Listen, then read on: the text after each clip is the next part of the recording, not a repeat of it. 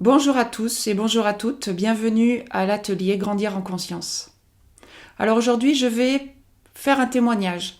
Ce témoignage est selon moi important car nous avons sur ce chemin besoin de nous raccorder au réel, de nous identifier. Voilà. Et donc c'est pour ça qu'aujourd'hui je vais parler de ce qui s'est passé il y a 2 jours. Il y a 2 jours, nous étions le 31 janvier, donc 2020. J'étais dans la rue et je me suis, on va dire, interposée entre quelqu'un qui était en train on va dire, d'insulter une dame, voilà. Et je me suis interposée, et ce qui m'a valu qu'on me crache au visage et qu'on me donne une gifle qui m'a mise KO par terre. Les pompiers sont venus me rechercher. Alors pourquoi je vous témoigne aujourd'hui de cela? C'est parce que j'ai pas du tout l'image d'une victime. Je ne suis plus une victime parce que j'ai travaillé là-dessus, hein, donc je ne suis victime de rien. Et pour juste vous expliquer ce que c'est réellement cette attitude de sagesse intérieure. Ça veut dire que effectivement, moi, à ce moment-là, quand ça s'est passé, il n'y a pas eu de peur, il n'y a pas eu de colère, il n'y a pas eu d'angoisse, il n'y a pas eu de tristesse, il n'y a pas eu de pourquoi. Je l'ai vécu simplement en paix intérieure, avec effectivement à ce moment-là de l'incompréhension sur la violence gratuite. Et ma sagesse intérieure a vécu cette situation de vie qui, somme toute, semble quand même, et effectivement, et pas, ne semble pas, mais est violente. Hein, c'est une violence physique gratuite.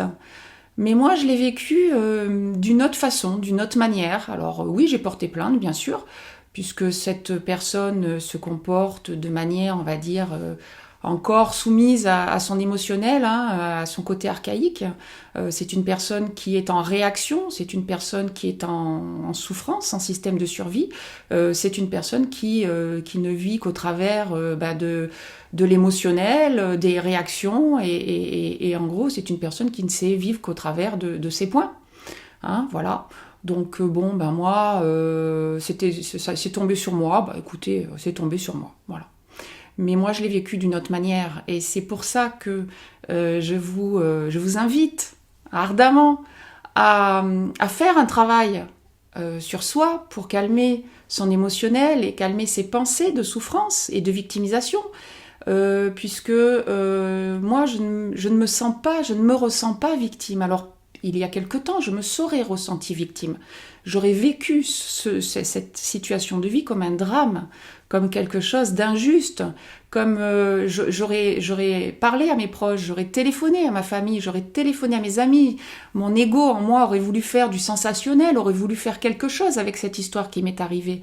Mon ego aurait voulu qu'on me plaigne ou qu'on trouve que j'avais pas eu de chance, voilà. Mais j'ai plus besoin de ça. Plus du tout, j'ai pas besoin de sensationnel. Alors effectivement, j'en ai parlé à ma famille, mais c'est tout. Tout va bien. Tout va bien. Pourquoi? Parce que la vie nous fait vivre des situations. Quelles que soient les situations, c'est ce que je vous explique. La vie nous fait vivre des situations de vie. Et c'est à nous, en fonction de nos filtres mentaux et notre émotionnel, c'est à nous de le vivre d'une certaine manière. Alors soit je peux le vivre du côté, on va dire, du mental inférieur, le système de survie, avec justement de l'injustice, avec de la victimisation, avec de l'émotionnel de peur ou de colère ou de vengeance. Mais j'ai plus envie, j'ai plus besoin de le vivre, ça y est, je suis sortie de ça. Je suis sortie de mon système égotique. Égotique, c'est quoi? C'est que le petit personnage en moi ramène tout en moi et il veut tout savoir et il veut faire du sensationnel. Et moi, je veux plus. Enfin, je ne peux plus. C'est pas que je ne veux plus, c'est que je ne peux plus. Pourquoi je ne peux plus le vivre comme cela? Mais parce qu'en moi, tout s'est calmé. Parce que j'ai appris chaque jour, au quotidien, me donner de la paix intérieure, de la sécurité intérieure. Et c'est réellement ce que je vis au quotidien. Donc je ne suis pas une victime de ce monsieur.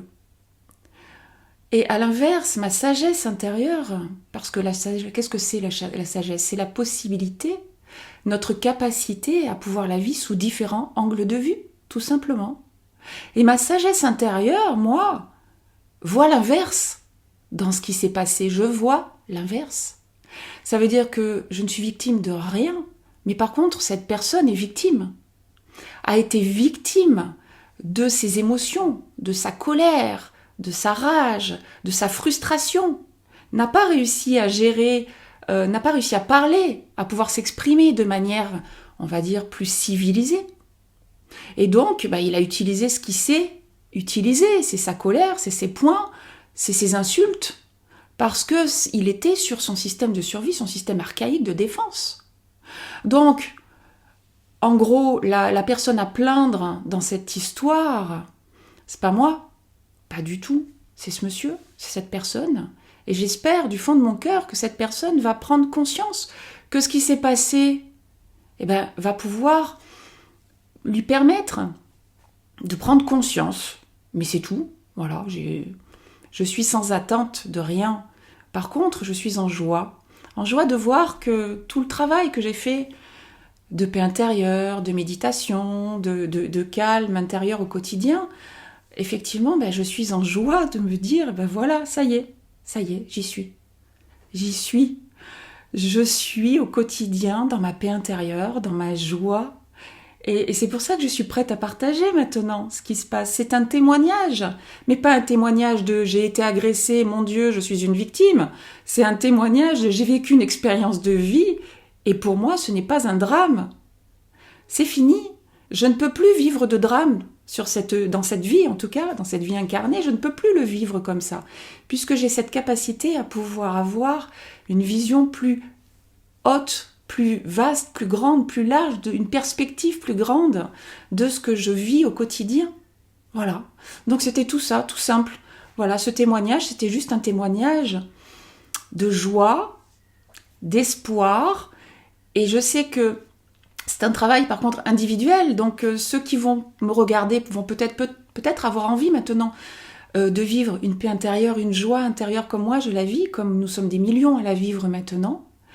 Mais par contre, il va falloir commencer à travailler sur soi, parce que ça ne peut passer que par soi, puisqu'il faut calmer son système nerveux central, calmer des habitudes réactionnelles, émotionnelles. Donc ça vient de soi, à l'intérieur de soi, dans sa biochimie, tout simplement.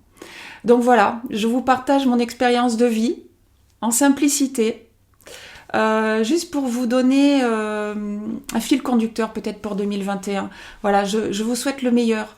Et ce qui est formidable, c'est que ce meilleur vous appartient. Vous avez le leadership, ça veut dire reprenez votre pouvoir personnel. Vous avez le choix de vivre ou le drame ou la paix intérieure. C'est tout simple. Et la vie devient simple dans cette perspective. Ça veut dire oui, je peux encore, mon ego va vouloir encore vivre de la souffrance, de l'hypocrisie, de la peur, du stress, de l'anxiété. Mais ça y est, je me vois réellement. Et je lui dis, oh, non, stop, on n'a pas besoin de faire du drame là. C'est bon, j'ai assez souffert, j'ai assez vécu de drame, c'est bon. Là, maintenant, moi, je sais que je vais me faire la joie, le bonheur au quotidien. Et en plus je suis, plus je l'attire, plus je le suis. C'est un chemin vertueux. Puisque dans l'énergie, mon énergie est en paix, est en joie, donc j'attire à moi ce qui résonne en moi. Et c'est ni juste ni injuste, c'est comme ça. Je vous remercie. Merci à tous. J'espère que ça vous a peut-être donné un élan de travailler sur vous-même. Et je vous souhaite le meilleur pour 2021. Et ça ne dépend que de vous. Merci à vous. Au revoir.